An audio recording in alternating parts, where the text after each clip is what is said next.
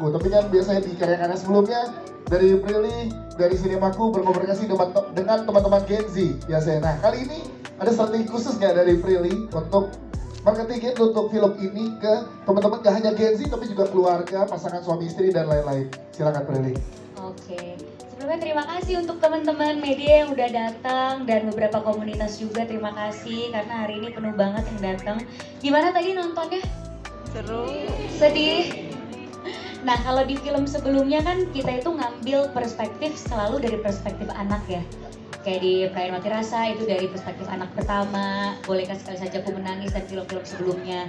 Nah tapi sebenarnya mimpi kami tuh di Sinemaku Pictures, kita juga pengen bikin film keluarga yang hangat dan perspektifnya bukan dari anak aja, tapi juga bisa dari istri, dari suami maupun ibu dan ayah gitu. Gimana? Karena menurut saya di keluarga itu fondasi terpentingnya selain anak kan juga orang tua.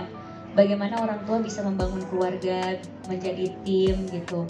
Dan kebetulan saya itu senang banget kalau misalnya nonton film keluarga, emang selalu suka nonton film keluarga, jadi pasti tergerak juga pengen buat gitu. Tapi apa sih yang bisa diangkat di dalam cerita film keluarga ini? Akhirnya banyak kan konflik rumah tangga, bagaimana ternyata berkomunikasi dengan pasangan itu sangat penting, bagaimana merespon sebuah musibah atau ujian yang dikasih sama Tuhan. Jadi konfliknya memang di film ini lebih dewasa ya. Nah gimana pendekatannya? Sebenarnya pendekatannya itu lebih kita jabarin di semua perspektifnya aja sih, karena semua karakter itu punya pandangannya masing-masing. Kayak bukannya dari Hanggini aja sosok istrinya, bukan dari Arga aja suaminya, tapi juga dari Nala sosok anaknya. Masing-masing tuh punya pandangan dan punya perasaan sendiri, punya perasaan yang mereka simpan sendiri. Nah dari segi marketingnya kami di sini mencoba untuk membangun itu, membuka apa yang masing-masing karakter itu rasakan gitu. Jadi kita nggak ngelihat masalah itu dari satu kacamata aja, melainkan dari beberapa karakter yang ada di Hanya Namamu Dalam Doaku.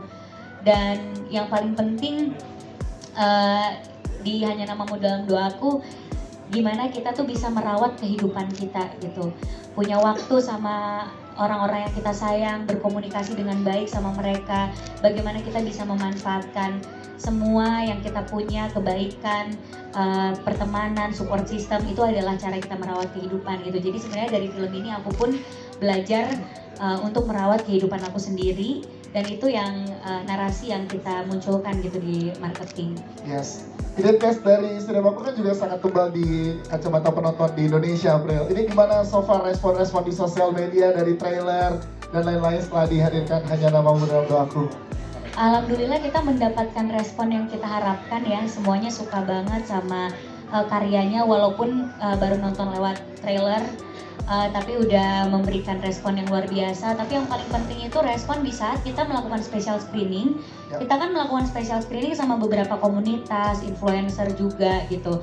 Ada yang seumuran aku, ada yang lebih tua, ada yang komunitas ibu-ibu mana gitu kan. Dan ternyata mereka semua menangkap film ini tuh beda-beda gitu. Kalau misalnya yang nonton para istri, biasanya keluar dari bioskop mereka tuh langsung kayak, aduh ternyata suami aku mungkin secapek karakternya Arga kali ya gitu. Terus waktu itu juga bapak-bapak kayak, aduh semoga istriku tahu bahwa walaupun aku kelihatannya cuek atau apa, tapi sebenarnya aku tuh peduli sama keluarga. Ada juga anak-anak yang seumuran aku jadi ingat papa mamaku gitu, dan aku dulu pernah ngurusin papaku sakit, ini jadi aku relate banget. Jadi masing-masing orang tuh punya cerita setelah nonton film ini. Itu sih yang aku harapkan, dan senang banget kalau film ini tuh berasanya bisa hangat gitu di mereka setelah nonton. Siap, terima kasih tepuk tangan untuk